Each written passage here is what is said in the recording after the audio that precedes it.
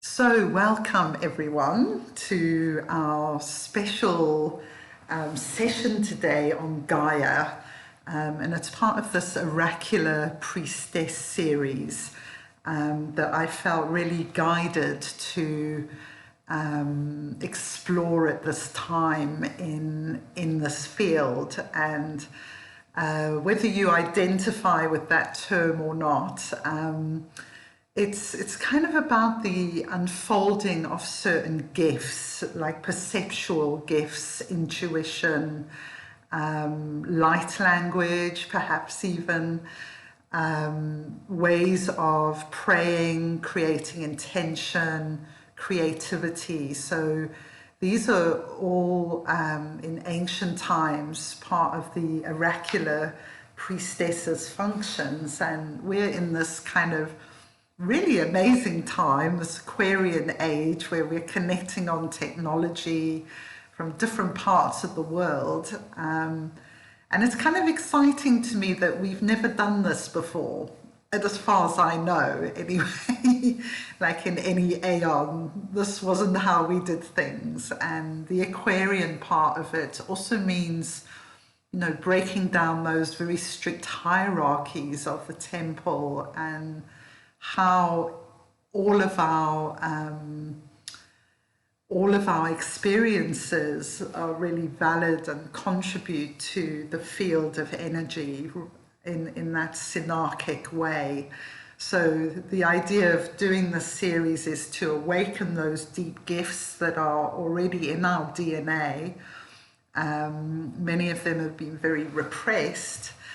And also to kind of work together to activate and mirror and kind of explore, because it is so new. It's like new frontiers we're at here. So if you're watching this on my YouTube channel, this conversation takes place in Soul Tribe Online every week. And you're very welcome to come and join us live. You don't even need to know any astrology. Really, you just need to be interested in mythology, is the foundation of it. Okay, so, wow. Well, I love doing these sessions because these downloads kind of come in, and just through exploring, you know, when they were discovered and the mythology, it's like this whole story starts to be told. And then through the series, I hope it's going to tell like a bigger story as we go. Okay, so I'm just going to begin my presentation. So I'm going to be doing the presentation for about half an hour, and then the rest of the time will be dedicated to hearing your views and experiences and what's going on with you. So I just want to share a few announcements, and as we go on, you will see the incredible synchronicity. So I know some people go, oh, boring announcements, but listen to this, because later on you're going to see how significant this is. So on the 23rd of April, which will coincide with Eve's class, so this will replace Eve's art class. It's the 4th Venus Moon Gate, and it's in Gene Key 35, line 4, one of my favorites, because it's called Miracles and Wormholes, and I can't resist playing in that kind of quantum field. So our central motive is going to be the tree of life. So Cheryl is going to be doing this beautiful celestial communication of the tree she actually created for one of Eve's children. So it kind of taps into the SQ, I feel, really nicely as well, or our child self. Cynthia is going to be doing a heart chakra opening practice, and then we'll be doing some creative writing. So put that in your diaries. It's going to be from 8 till 10 Pacific. 4 till 6 p.m. UK time. Okay, so I realized that next Monday, we could do with finding out more about the Venus gate we're going to go through. But leading into the Venus gate, there's two really amazing things going on. One is that there's something called a rare hybrid new moon eclipse. So we're going to look at that next week, where that's happening, what it's all about. And there's also an Eris-Jupiter conjunction.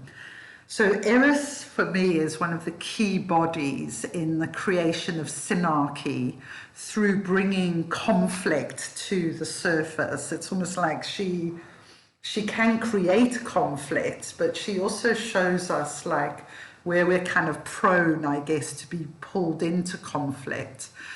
And she is conjunct Jupiter, so that really gives her positive energies, the synarchic sisterhood field, the opportunity of expansion. Okay, so I had said in one of my emails that I was going to do an introduction to astrology course on Soul Tribe, but I'm kind of, as a generator, emotional generator, I'm kind of getting an inner no to that right now. So what I'm going to do is develop an astrology synthesis with the Gene Keys course, which I think will probably be of more interest to the community that I tend to connect with, including yourselves. But I'm probably going to run that outside Soul Tribe, but with a lovely discounted price for anyone who's a subscriber.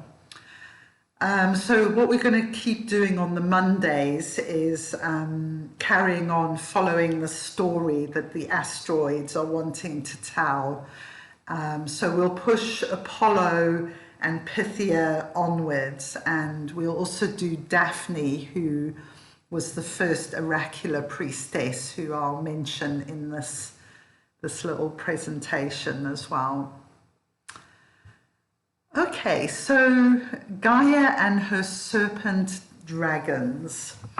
So I'm sure you've heard of dragon lines, serpent lines within the earth.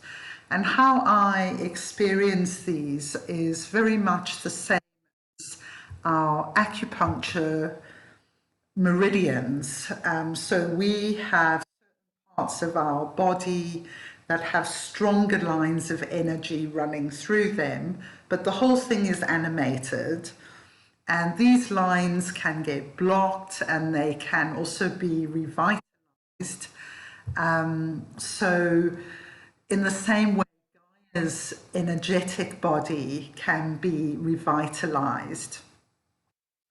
So just to give you a little bit of I love this whole field of Gaia, and since I first did the activation sequence, completing with my 26 purpose, which is connected to the Earth-like grid, I've done lots of walking, visiting sacred sites, singing at sacred sites, and that's included coming here to France. And I feel like I picked up the energy in California, and what it's turning out to be is this energy of the rose, the rose lineage of priestesses, and then grounding it into this place Eve's moving to called Saint Manu. From the before the 7th century, it was actually known as Malse Rosa, which is the rose, and the river that runs through it is called the Rose. So I've been, while I've been here, kind of resurrecting this rose energy in the land. And then it was so amazing to see this picture on Eve's altar, which is right outside my bedroom here in France. And it's amazing, because what this speaks to me of is the human woman and I'm just a kind of, you know, it's not just me. I'm a kind of just one woman of many, because clearly this is also about Eve.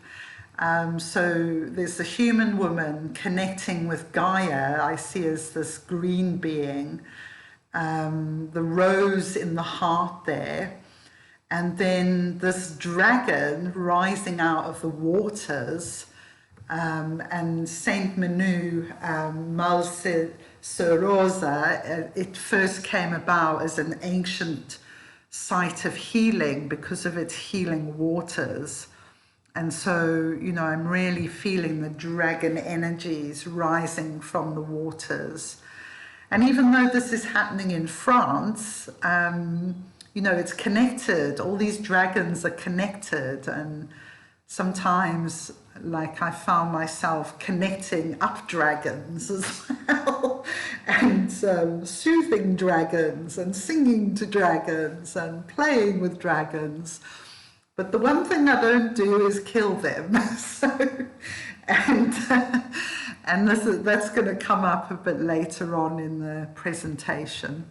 Oh, I'm just realizing actually not doing the slideshow properly. Okay, so I'll just run through these. So what we're going to look at today is Gaia as mother and grandmother of our solar system and of the first beings that populated the Earth. So as a backdrop to this, we want to remember that the oracular priestess mysteries emanate from ancient Libya through Pallas Athena, who brought the first oracular serpent, which is a huge python, to Crete and then to Delphi. And the first oracle of Delphi, which is in Greece, I'm sure you probably all heard of it, was Gaia herself. And this is in 2000 BC. Now, this feels a really, really important point, actually, because at this time, the connection between the oracle and people is direct. It comes straight from Gaia, from Mother Earth to us. And what we're going to see through the story and how the energy starts to distort is first then we need a priestess, and then the priestesses are usurped, and then the kind of whole thing becomes a bit crazy, which when we get to Pythia, we'll explore all of that, who are the priestesses post all the distortions that took place. So Delphi was considered the navel or center of the world, and navel in this regard is a euphemism for the womb. And the way that this was decided, there's a legend that two eagles were set free from each side of the earth, and where they met was over Delphi. One thing I know about Delphi, and this is true of some other, well, many sacred sites actually, is that there's fissures in the earth, and that gases from within the inner earth come to the surface, and this is what actually helps to create altered states. So, you know, people might see UFOs and all kinds of different things, have different kind of experiences, perceptual experiences, a bit like taking magic mushrooms, I guess, that kind of thing. Okay, so I shared this last week, and this is really interesting. This is like a huge download that has just been coming through about Gaia and Uranus. So Gaia is, along with these beings, Tartarus, Eros, and Pontus, it's like a grandmother to the solar system. So Gaia is both the mother and the wife of Uranus. So it's a bit of a strange one there. So you can see that the line moves from Gaia to Uranus and Gaia. And then all these other beings, including many of these asteroids we work with, our planets, are all born from this partnership. Well, it's not so much a partnership really as a bit of a kind of distorted field of connection between sky and Gaia. And what kind of came back to me today, and this is in the classes if you want to explore it, it'll be a while back if you search under my name, is when we did Teheran Hayawaku from the Native American tradition, and Sawaswari, his brother, is they're kind of the light and the dark. We actually have a similar myth where there's from the beginning of creation, there's a disruptive energy between the sky and the earth. And this is what from thereafter is trying to be repaired, is, if you like, this alignment between heaven and earth. Okay, so why is Uranus in Taurus so significant?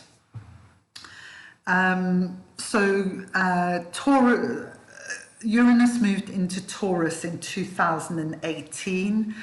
It's in Jinki 2 at the moment, which is a very significant place because it's the pure yin codon, the pure feminine codes, if you like. So these words come from Demeter George, who wrote this article in 2018. So Uranus stands at the very beginning of many creation myths.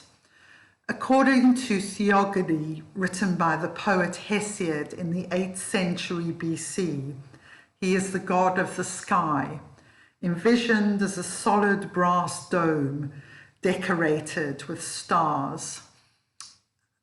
Each night he would lay over the reclining earth goddess Gaia, embodiment of Taurus.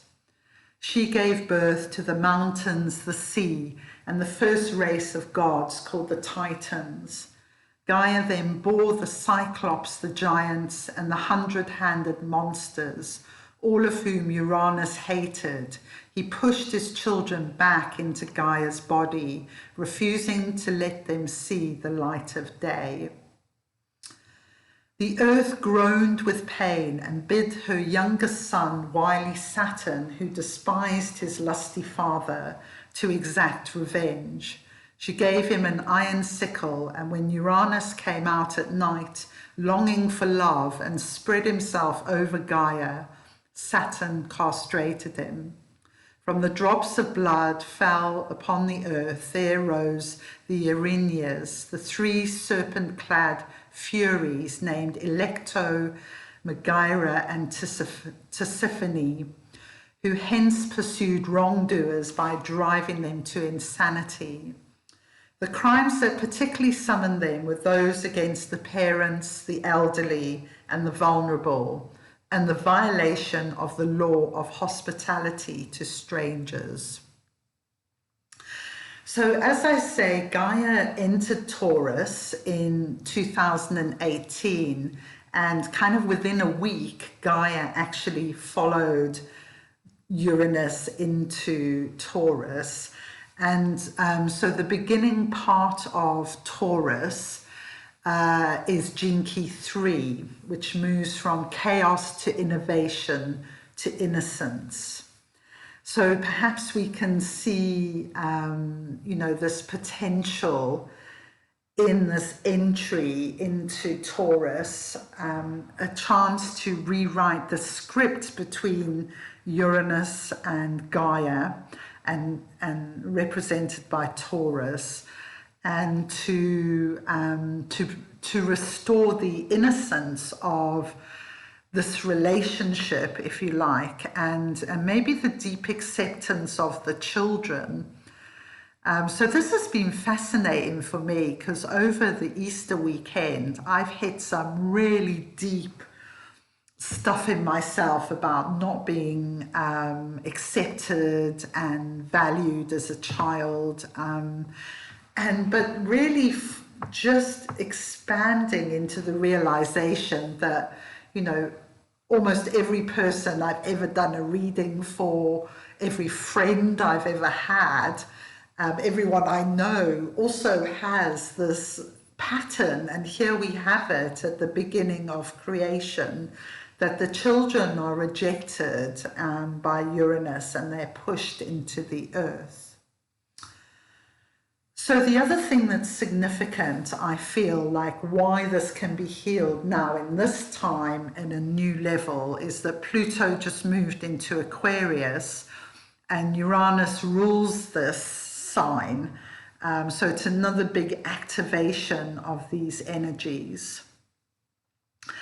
So Gaia at the moment is in Gene Key 30 line 3, which is 26 Aquarius, 26.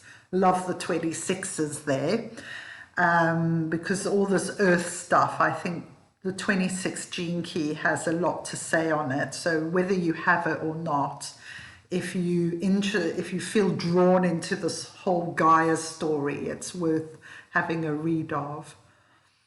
So amazingly, because Magdalena has also been really present for me with the Rose Priestess lineage. So Gaia is conjunct Magdalena, who we could say is a prime priestess of Gaia, even though that's been kind of really distorted and made invisible. Terpsichore, who's the muse of dance, and in our field, celestial communication, I feel, is the way we do dance. But right now, it's good to dance. I'm doing it every morning, playing with the Siri thing. And then also Icarus. Okay, so a bit more of my story is that this is like a whole new thing in the last 6 months, that Adam and I have these very powerful Pluto-Gaia connections. So I have Pluto in Gene Key 6, conjunct Gaia, and here's Pluto and Gaia in the 59, which is both of our EQs as well. And in human design, the 6 and the 59 make up the channel of fertility. So even when we're apart, like now, there's all these synchronicities as he's in Ireland and I'm in France. It feels like our energies are still creating through the Earth light grid. And this is what priestesses and priests did of old through lovemaking and sexual energy. They refertilized the earth. And I want to say as well that I don't believe that has to be male, female. You know, that can be female, female, male, male. You know, it's just kind of different nuances of energy. And yeah, and I feel like everyone can do this. You know, every time you have an act of love or you are in love making, you know, give that energy to the earth, give that fertility to the earth, and it'll really enhance, you know, the whole field just goes whoom and grows when you do that. So we're going to be looking a bit later, where's Gaia in your chart and what story does she tell? So yeah, you can look, hopefully everyone's looked it up on Taraka.io. If not, it's www.taraka.io. And good if you can put it in the chat, actually. Okay, so I pulled this card the other day, and it was so funny because I was chatting to Kristen, and she had also just pulled a Tree of Life card. And what's amazing about this card is the first day I was in Ojai at Sasha's house, I came out and I felt really drawn to this huge mother tree oak. And as I came out in the morning, there was an egret right behind the tree in like pretty much the exact position that this is either an egret or heron. But I think in the gene keys, they're the same for the 59. So I'm going to take a little pause now, and I want to lead us in a tree of life, just a tuning to the tree of life, because this is one of those kind of flashes of, and it's so obvious when I say it, but it's like, this is why I feel the tree of life keeps arising so strongly for many of us at the moment. Is the tree of life is what creates the equilibrium between the sky and the earth, and in a way we are the trees, the mother trees, that create the clear passage of the Uranus sky energy through the heart, through the body, and into the earth. So I'll just do a little ding.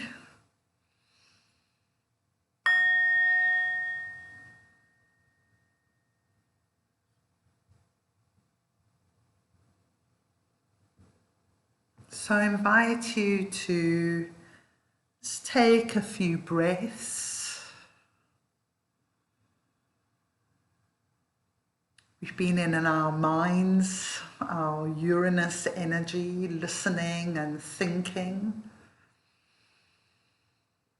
So just pulling all that energy down into the heart.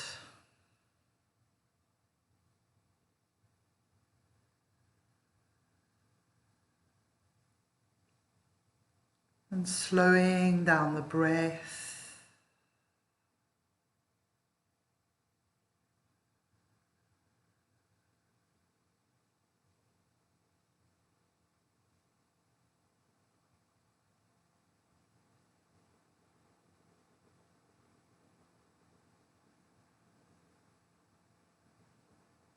And falling into the field of silence.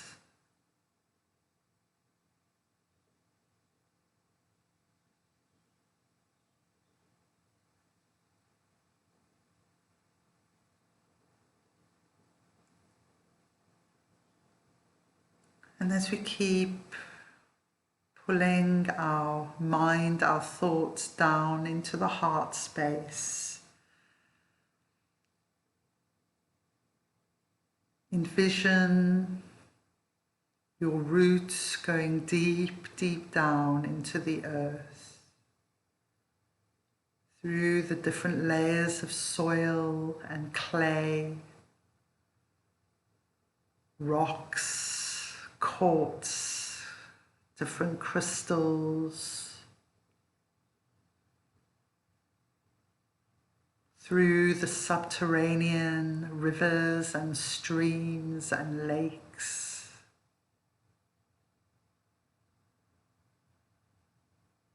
going deep, deep into the earth, into the body of Mother Gaia.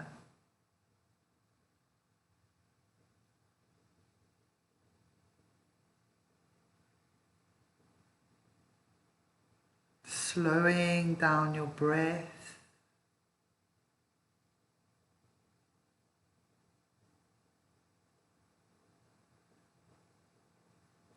Listening through the mycelium, billions and billions of miles of mycelium in each tree, communicating, listening.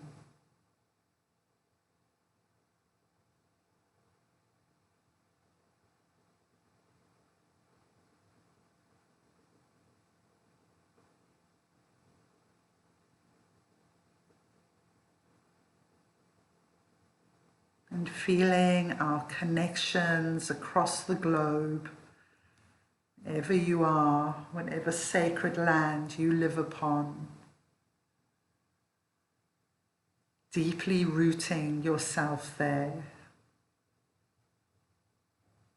Or even if you're just visiting a place, deeply rooting there, listening to that place.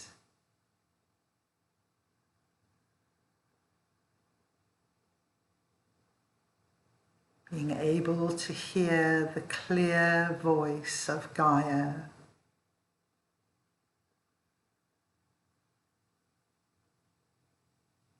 Through the weather, the plants, the animals, the flight of birds.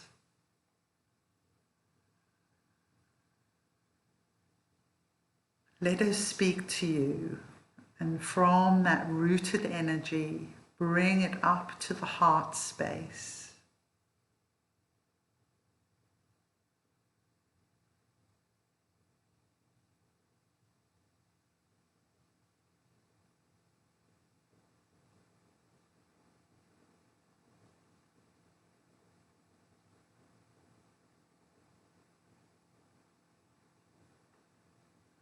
Bringing spaciousness, stillness to the heart.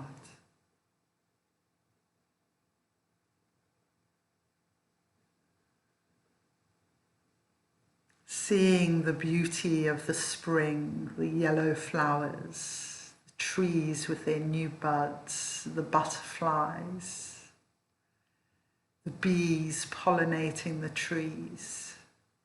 So much beauty.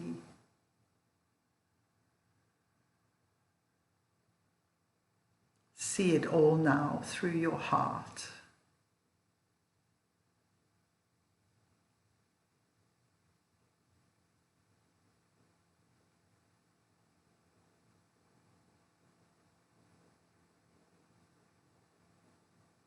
And bringing up the energy now up as the sap rises through the tree in the spring, the energy, the green energy rise through you and into your branches, reaching for the sun, reaching for the light.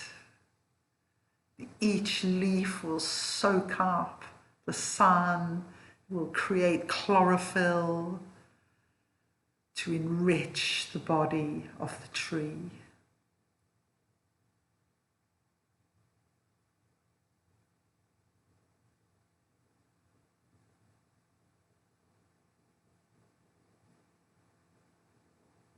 And through our powerful group intention, we create equilibrium between the sky, Uranus, and the earth, Gaia.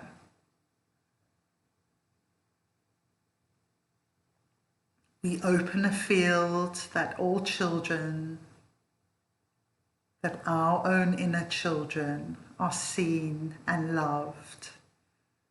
They're allowed to come out into the light, to breathe, to dance, to experience the fullness of life. And that each and every person on this earth has that invitation to be seen in love by our cosmic parents. Father Sky, Mother Earth.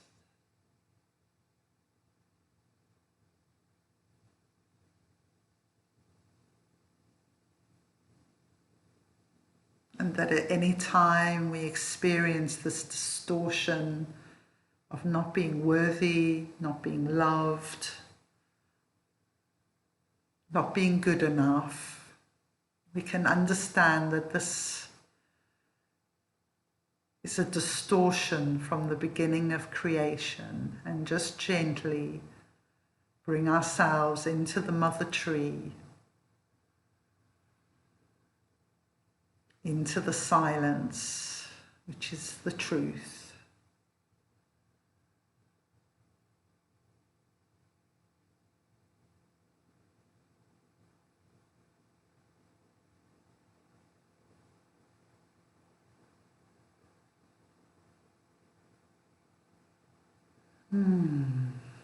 So I invite you back to see each other on the screen and to see each other's beauty and wonder. And imagine us all as little children who were welcomed as we rewrite the scripts of these mythologies. That's the beauty of astrology, really, is we get to rewrite all the stuff. You know, we are the co-creators. So we don't just have to accept the old myths, we have the power to change them. Okay, so I'm just going to mention some of the other asteroids that you might want to look up.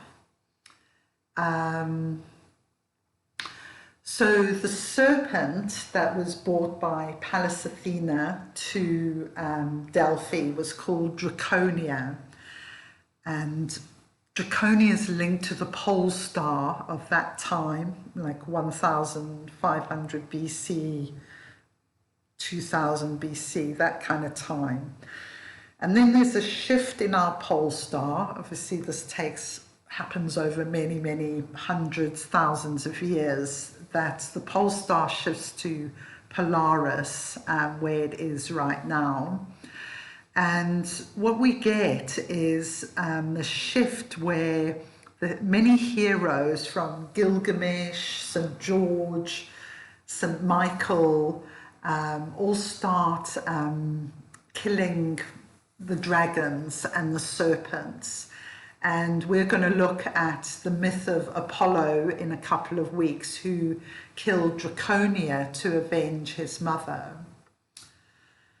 So the dragon who guarded the Corsian cave, where the oracle was most potent, was called Delphine. So she is hashtag 3218 as an asteroid. The first human oracular priestess after Gaia is Daphne. So not next week, but the week after, we're going to do Apollo, who's hashtag 1862. And we'll talk about the story of how Apollo chases Daphne, and Daphne cries out to Gaia to help her, and Gaia turns her into a laurel tree. So there's many layers of meaning in this, but for me it's having had this insight about the tree, that Daphne is the first priestess, provides a kind of portal through which we can communicate with Gaia through the tree of life, essentially. So there's another hypothetical body called hashtag H44. Now Apollo and Apollon, they're both on Taraka. My mind went there for a moment. Okay, so when Apollo kills the huge python that holds the oracular power, he basically usurps the power of the Gaia oracle, and he takes it for himself. And in another myth, he also manages to take the power of the muses. He's very ambitious and wily, is Apollo, so he can represent that in your chart, but also where you kind of usurp others and take other people's power. But he is the god of light and healing and through the arts. So he's very important in our field. And, you know, as I mentioned last week, I've always felt our temple, our temple on the inner levels, to be a modern day, you know, it's forming again the temple of Apollo, but it's asking for these distortions to be cleared and healed. So we're purifying the corruption of this archetype, restoring the goddess wisdom, the oracular priestess power in balance with love, and Apollo to his pure masculine form.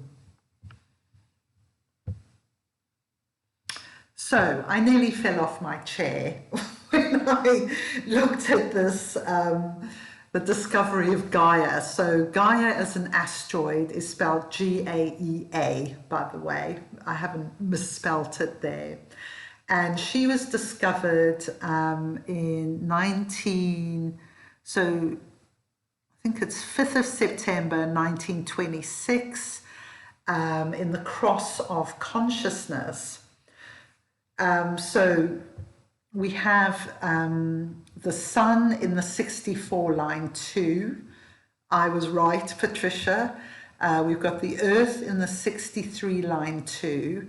And this, okay, this is the design Sun, is in the 35 line 4, which is exactly where our next Venus gate is opening. So it's like, oh my God, you know, the timing of this is fantastic.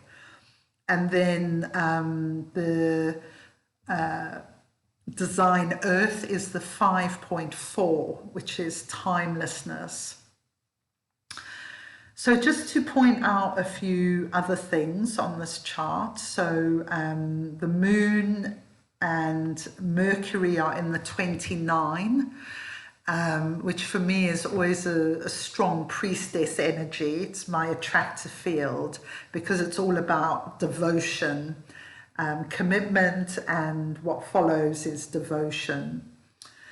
There's quite a lot of sacred seals active in this chart. So we've got the 63, which is the 6th sacred seal, which is truth. We've got the 4, which is the 5th sacred seal. And also the design Neptune's in the 4 there. And the 25. So Uranus design is in the 25. Line 1, and that's the creativity in the forget what it's called, the kind of other layer of the whole gene keys that hasn't been released yet. Venus in 4 line 5 there feels very significant. So, you know, going through truth and forgiveness as this pathway to healing. We've got Jupiter in the 49, which is this revolutionary energy, and the nodes there are in the 39, 38, which is another one of these warrior energies that keeps coming up with these asteroids quite a lot. So yeah, I'll post this on its own in the Soul Tribe, so you can have a look at it in the tribe and see what you think of all these alignments. But the 35-4 is, I think, the thing to focus on. Like, wow, you know, we're about to go through that gate, and here we have this body, Gaia, speaking to us, going, this is my deepest womb energy, is this 35 line 4. Okay. So another amazing thing is that Gaia was in Gene Key 18 line 3 when she was discovered, which is exactly the same place as Hygeia, who we did last week. So I nearly fell off my chair twice in one afternoon. And Gaia is conjunct Karma. Karma as an asteroid is to do with karma. And the 18 moves from judgment to integrity to perfection. So everything happening right now is creating this intense pressure necessary for the mutation of our biology and our consciousness, but it's very difficult for much life to survive. So we need to be thinking now about how we're going to take care of our bodies. And if you haven't been joining in the green goddess cleanse that Tara's doing. You know, there's still, I think, another 10 days left of that to go. It's on the live feed. Such a good thing to look after our bodies and to unite together in doing that. And our emotional health, the plant life and the animals, you know, we've got to think about as the temperature rises. We've all had a taste of what severe heat what it can destroy in a very short time. So we need to be thinking about how we're going to thrive and create new technologies and practices that hold us through this incredibly intense time ahead as we go through this mutation. So interesting as well that Apollon, Hygeia and Vesta were all in the 59 at the discovery, moving from dishonesty to intimacy to transparency. The 59 is also part of the cross of the sleeping phoenix, which will come in 2027. And so we might perceive actually how important our human relationships are as a key that opens the door. And Pallas and Apollo were in gene key 47, moving from oppression to transmutation to transfiguration. And question, did you feel the intense transfiguration energies over the Easter weekend? And I certainly did. So, okay, so I'm not gonna, might repost my little video on Asteroid.com so you can look up some of those other asteroids. But here's some questions for contemplation. Do you remember a time when you started to perceive Gaia as a living planet with a soul? Because I certainly wasn't brought up in a Christian home to believe that. You know, the small kind of Earth is almost like a commodity. So what was your childhood relationship to nature? Can you hear the voice of Gaia directly? How can we best work with Gaia to support her? How is Gaia supporting us? Are we in gratitude for this or just taking as our culture teaches us? And are you living in sacred reciprocity, which is one of the central concepts of indigenous wisdom across the globe? So we can't answer all those today, but maybe you want to think about them, and I'll post those questions as well in the tribe just to kind of have a look at. Okay, so I'm gonna stop the recording and let you guys speak. So, oh my gosh, oh, I've gone on a long time today. Well, I have, so there was a lot to share, really. Okay, so we're not going to be able to speak very long. 1, 2, 3, 4, 5, 6. I think there's 8 of us, so literally you've got about a minute each. Everyone might not want to speak, but if you can like keep it really succinct. Maybe we need to find a way to actually gather in these questions because they feel so important, really, and it's not something I want to rush. So yeah, I'll think on that, how we can do that. So maybe in this sharing, just give like your impressions, anything that really pops out at you.